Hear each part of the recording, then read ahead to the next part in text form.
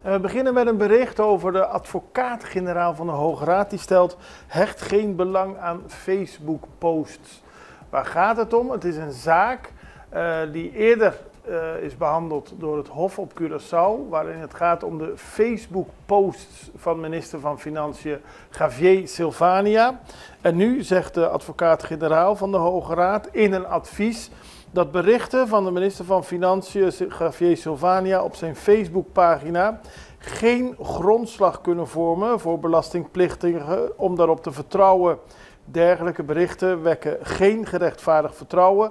Met andere woorden, wat de minister, in dit geval Silvania, maar ook in een ander geval, op zijn Facebookpagina plaatst, is niet automatisch wet en regelgeving. Dat zijn zaken die worden geplaatst op een commercieel platform waar mensen naar kunnen kijken of niet kunnen kijken. Maar dat is niet waar je als bijvoorbeeld belastingplichtige op af moet gaan.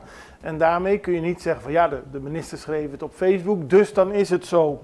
En het gaat over een mededeling van Silvania dat belastingaanslagen over 2017 en ouder gecanceld zouden worden. Het is een hele ingewikkelde zaak waarbij een bank al naar de rechter was gestapt omdat ze vonden dat ook zij onder die canceling moesten plaatsvinden. Terwijl de minister had aangegeven dat er verschillende uitzonderingen waren. Maar waar het nu om gaat is dat de advocaat-generaal Peter Wattel in een vordering tot cassatie in het belang der wet heeft gezegd dat eerdere besluiten over die Facebook-post moeten worden ingetrokken. Wat de minister schrijft op Facebook is niet automatisch datgene waarmee je als belastingplichtige volledig vanuit kan gaan dat het zo is. Daar zijn andere manieren voor. Onder meer als een minister iets zegt in het parlement, als hij een persbericht uitgeeft of iets dergelijks, maar niet een Facebook-bericht.